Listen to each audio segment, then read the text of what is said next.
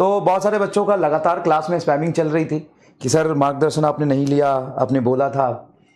तो मैं कहीं बाहर गया हुआ था, अभी आए ही शाम को, तो मैंने सोचा कि चलो यार मार्गदर्शन तुम्हारा कर ही लेते हैं, है ना। तो मार्गदर्शन तुम्हारा देख लेते हैं कि क्या है मार्गदर्शन और क्या क्या डिफ़िकल्टीज़ आ रही है, क्या क्या प्रॉब्लम आ रही है, उस पर बात कर लेते हैं। ठीक है, चलिए। तो टाइम हो गया है आपके बैच को स्टार्ट हुए, लगभग 2.5 मंथ कंप्लीटेड 2.5 मंथ, 2.5 मंथ। और 2.5 मंथ मतलब लगभग 20% टाइम तो हो ही गया, लगभग 20% टाइम तो हो गया, 20%। अब आपका 4-5-6 महीने बाकी है, बस 25% टाइम हो गया। 6 मंथ बाकी है आपके, 6.5 मंथ, फेब मिड तक आपका सिलेबस कंप्लीट हो जाएगा।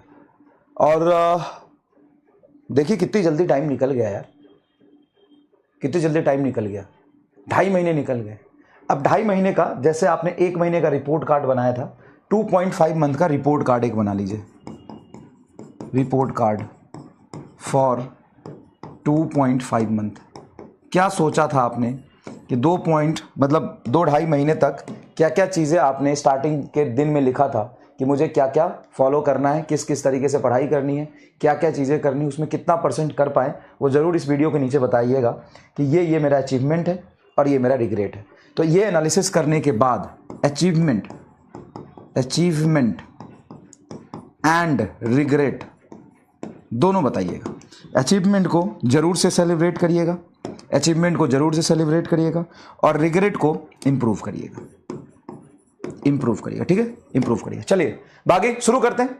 चलिए रिवीजन कैसे करें, अपनी समस्या बता दीजिए फटाफट, क्या बातें करनी है, किस चीज में आपको गाइडेंस चाहिए। बैकलॉग ठीक है, रिवीजन ठीक है, रिवीजन स्ट्रेटजी ठीक है, रिवीजन ठीक है।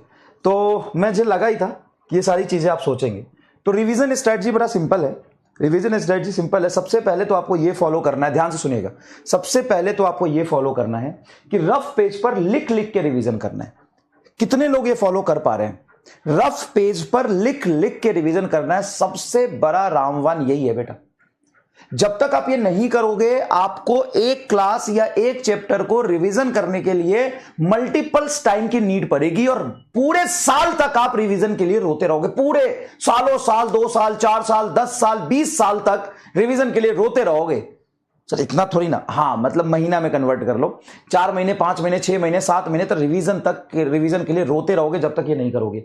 आपको रफ पेज पर लिख के रिवीजन करना है। सर लेकिन कितना रफ पेज पर लिखना है, क्या रफ पेज पर लिखना है? तो रफ पेज पर देखिए क्या लिखना है, ओनली कंसेप्ट को रफ पेज पर लिखना है। जो आप फॉर्मूला पढ़ रहे हैं इंपॉर्टेंट, उसको रफ पेज पर लिखना है। क्वेश्चन को रफ पेज पर नहीं लिखना है। जो क्वेश्चन क्लास में गलत हुआ है या स्कैम वाला जो प्रॉब्लम होता है वो आपको रिवीजन करते समय लिखना है, उसका भी रिवीजन करना है। समझ गए क्या करना है आपको? क्लियर है तो कमेंट बॉक्स में दिल बना दीजिए कि ओके सर ठीक है, हम नहीं लिख पा रहे थे लेकिन अब लिख के रिवीजन करेंगे। सबसे पहली बात सुनिएगा ध्यान से, रिवीजन कब करना ये इंपॉर्टेंट नहीं है, रिवीजन का शेड्यूल क्या होना चाहिए इंपॉर्टेंट नहीं है। सबसे पहले इंपॉर्टेंट है कि रिवीजन करोगे कैसे। तो आप समझिए कि जब आपकी आज की क्लास खत्म हो गई फिजिक्स की, केमिस्ट्री की, तो फिजिक्स के क्लास में जो इंपॉर्टेंट बात है, जो इंपॉर्टेंट पॉइंट है, जो इंपॉर्टेंट कंसेप्ट है, जो इंपॉर्टेंट फॉर्मूला है, उसको लिख के क्लास के बाद या क्लास के बाद, तीनों क्लास सब हो जाती शाम को 4 बजे, 6 बजे, या क्लास से पहले प्रीवियस क्लास का सुबह उठ के 5 बजे, 6 बजे रफ पेज लीजिए, उस पर लिखिए, फॉर्मूला लिखिए। जैसे एग्जाम्पल बताता हूं मैं, जैसे कुछ भी मान लो कि प्रोजेक्टाइल मोशन की बात आ गई, तो प्रोजेक्टाइल मोशन के बारे में ऐसे लिखिए। प्रोजेक्टाइल मोशन की बात आ गई तो प्रोजेक्टाइल मोशन के बारे में लिखिए कि प्रोजेक्टाइल मोशन क्या होता है। सर 2D मोशन होता है, यूनिफॉर्म होता है, नॉन यूनिफॉर्म होता है। तो नॉन यूनिफॉर्म होता है, ये सब मैंने तुम्हें स्टेप वाइज पढ़ाया। नॉन यूनिफॉर्म मोशन होता है, यही पूछ दिया प्रोजेक्टाइल मोशन कैसा होता है। इसमें एक्सीलरेशन कैसा होता है? सर एक्सीलरेशन g के बराबर कांस्टेंट रहता है, इसमें एक्सीलरेशन कांस्टेंट रहता है। इसमें जो हम प्रोजेक्ट करते हैं, मान लो u स्पीड से, इसे लिखो थीटा एंगल पे प्रोजेक्ट किया तो ये वेलोसिटी ux हो जाएगी, u cos थीटा, ये हो जाएगी ui। टाइम ऑफ फ्लाइट सिर्फ वर्टिकल वेलोसिटी पे डिपेंड करते हैं, टाइम ऑफ फ्लाइट होती है 2ui/g, 2ui की वैल्यू हो जाएगी u sin theta by g, तो टाइम ऑफ फ्लाइट हो गया 2u sin theta by g। ठीक है। रेंज क्या हो गया, मैक्सिमम हाइट क्या हो गया, मैक्सिमम हाइट होता है यूआई का whole square by 2g। Range क्या होता है, रेंज होता है 2ux into UI by G. UX और यूआई की वैल्यू U cos theta U sine theta रख दोगे तो प्रूफ हो जाएगा ये जो भी चीज है। मैक्सिमम हाइट पे इसकी वेलोसिटी क्या होती है, तो मैक्सिमम हाइट पे प्रोजेक्टाइल की वेलोसिटी वर्टिकल 0 हो जाती है, लेकिन हॉरिजॉन्टल यू कॉस थीटा होता है। जितने एंगल पे फेंकते हैं उतने ही एंगल पे वर्टिकल से हॉरिजॉन्टल से टकराता है। Speed of projection speed of collision same रहता है, लेकिन वेलोसिटी एक्स एक्सिस में सेम रहती है, वाई एक्सिस में वेलोसिटी निगेटिव हो जाती है।